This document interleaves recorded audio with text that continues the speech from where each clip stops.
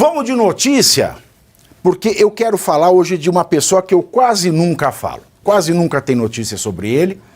Então vamos falar sobre ele. Porque eu sei que a concorrência não pode falar sobre ele. Até o Nelson Jobim voltou atrás da sua opinião sobre o 8 de janeiro com medo dele. Ele que tem a sua varinha sempre em riste e pronto para gritar. Como é que era aquela afeição da morte do Harry Potter? Avada Kedavra. É isso aí.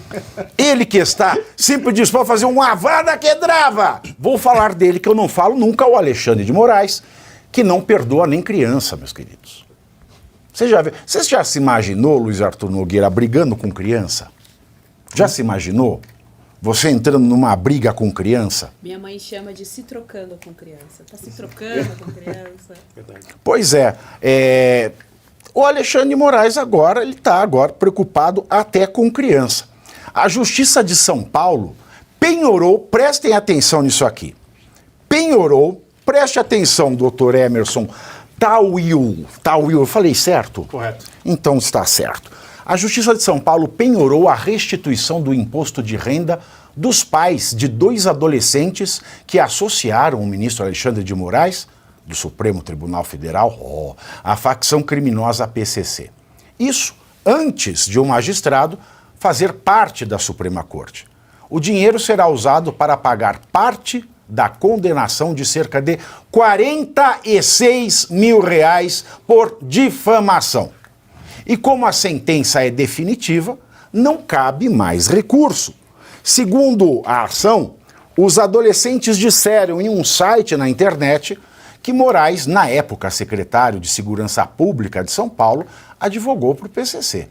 Na condenação de 2019, a indenização foi definida em 5 mil reais, mas o ministro recorreu e o Tribunal de Justiça de São Paulo aumentou o valor para 15 mil reais. Com juros e correção, esse montante chegou aos 46 mil reais. Como na época os jovens eram menores de idade, os pais passaram a responder ao processo. A defesa de Moraes alegou que eles, aspas, negligenciaram seus deveres parentais. Negligenciaram seus deveres parentais, doutor Emerson. E o Alexandre de Moraes parece que pode negligenciar à vontade os seus deveres de magistrado, os seus deveres jurisdicionais.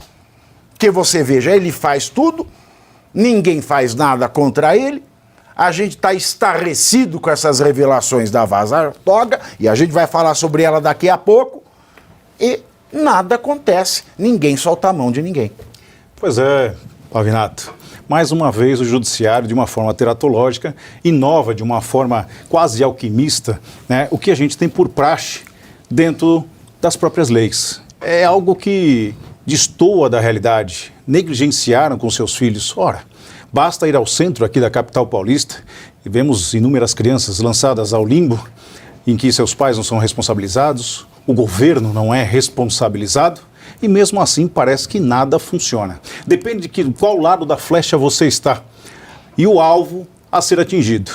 Muito pelo contrário do que a gente tem visto, decisões como essa causam a nós, que somos militantes dentro da advocacia, um apreço enorme pelo resgate dos princípios morais de outrora.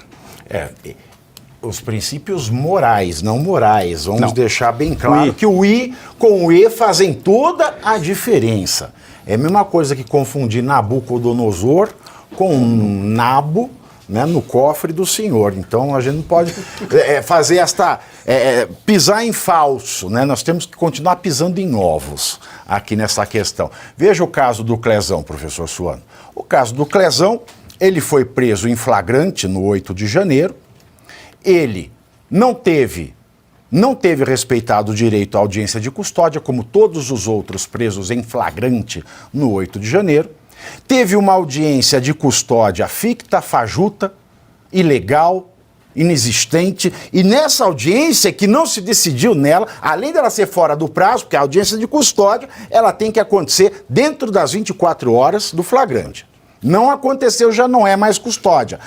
O direito manda liberar se não acontece, manda liberar.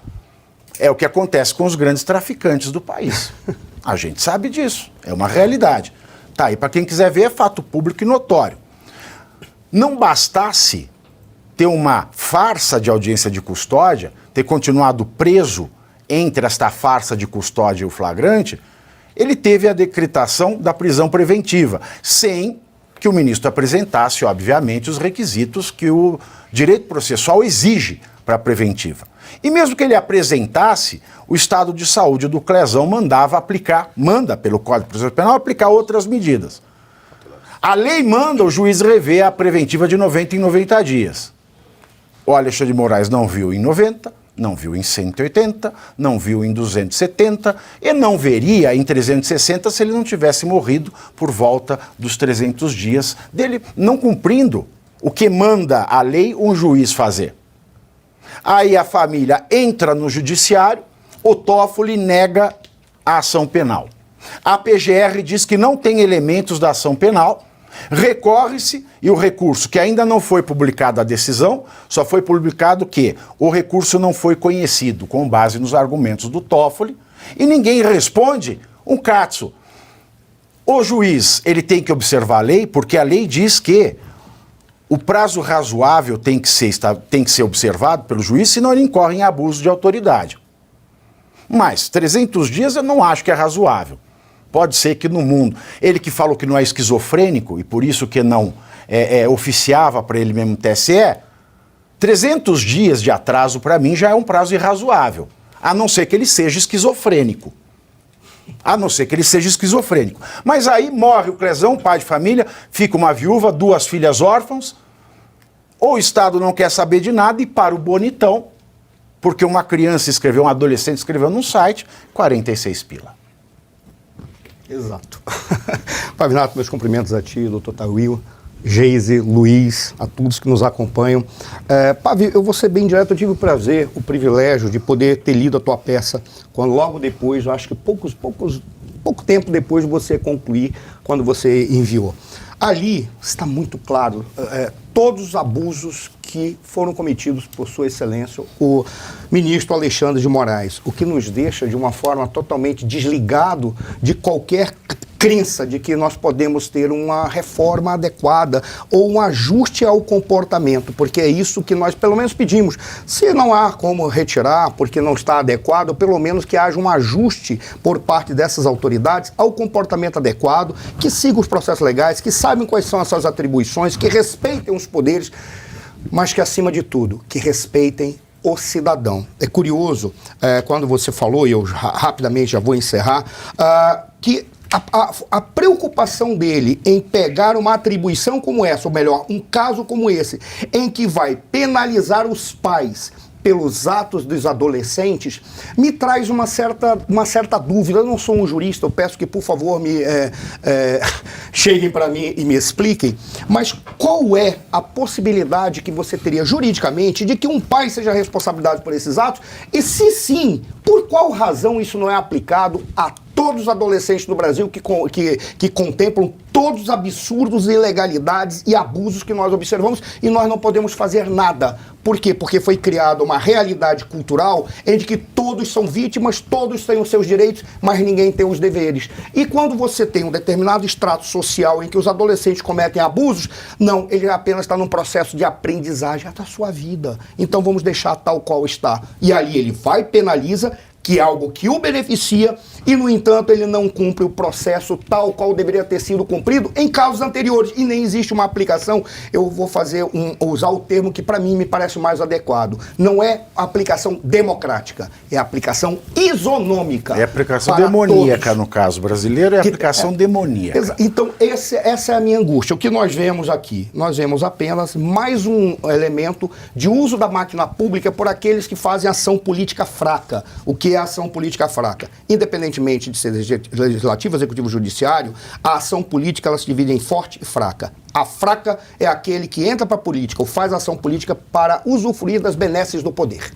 Ele quer apenas isso, ele quer viagem, ele quer passear, ele quer bolsas, ele quer não sei o quê. Nossa, falei ele, né? Mas ele quer um monte de coisas que o poder lhe dá. A ação política forte é aquele que vai para cumprir as determinações, visa a sociedade e visa o equilíbrio. Ou eu dou outro nome, é a ação política do sem vergonha e a ação política de quem tem vergonha na cara. É que a gente usa termo técnico porque basicamente seria isso mesmo. Pra ter ficar pomposo, né? Basicamente isso. Pra ficar pomposo, institucional. É que você vê o que o É professor falou, gente. O Marcos Duval, senador, está com a conta de salário bloqueada.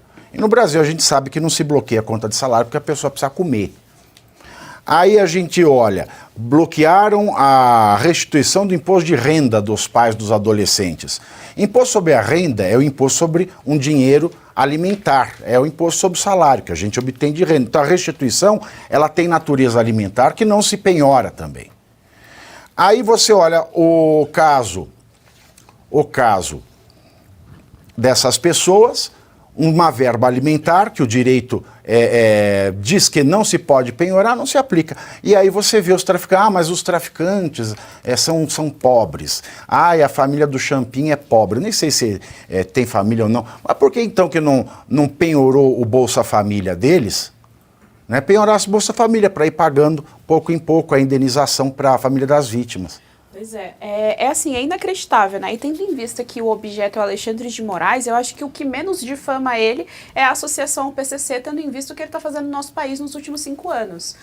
E aí... Não é nem associação, a afirmação é de que ele advogou. É isso, é isso. Ele não era advogado? Exatamente. Se ele era advogado, ele advogou, ele estava cumprindo, teoricamente, ali a função dele de advogado. Era isso. Ele não era advogado? Então, assim, se essa é a informação que ele está tendo a leitura de difamação, olha, eu sinto informar, mas existem outras coisas que mancham muito mais a imagem dele, que maculam muito mais a imagem do Alexandre de Moraes, do que essa advogou ao PCC. Talvez advogou ao PCC, se isso é verdade ou não, eu realmente não sei, mas se for verdade, talvez seja a parte mais tranquila do currículo dele, né, tendo em vista os abusos todos de poder que ele vem fazendo. E aí é interessante que o juiz que julgou o caso, o nome dele é Tom Alexandre Brandão.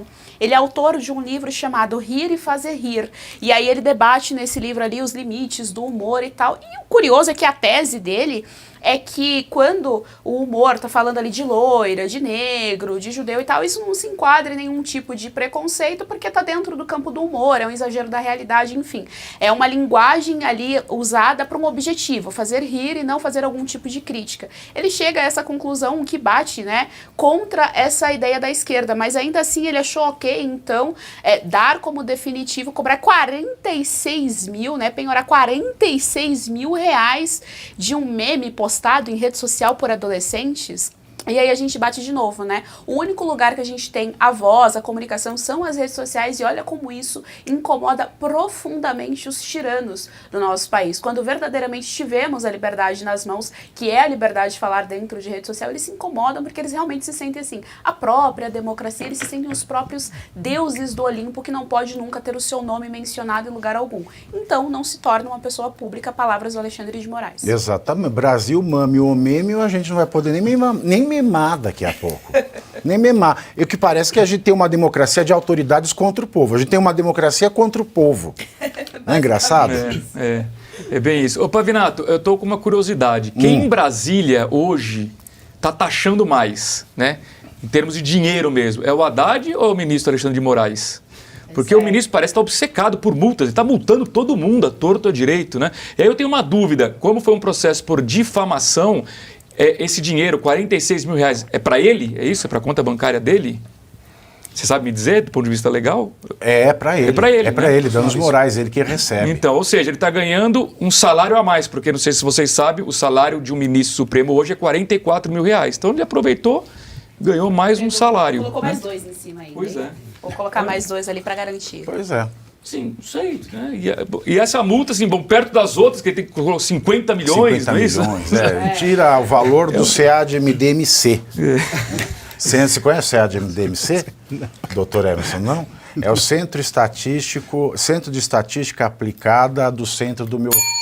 É o CAD-MDMC, é um instituto seríssimo, né? Eles tinham esses valores, esses números, sabe? Sensível. né? Centro sensível. E 50 é bem arredondado, né? Ainda. E imagino que a parte que perdeu também paga as custas do processo, é isso? Tem o advogado, exato. E ele não vai fazer doação. Em nenhum momento ele falou que não, faria doação para instituição de caridade e tal. Agora, se eu chegar pro advogado dele e falar assim, você é advogado do Alexandre, isso o cara configura difamação também? Pois é. Depende. Quem vai julgar? Hoje em dia, infelizmente, existem as regras próprias. É uma tristeza, é uma tristeza.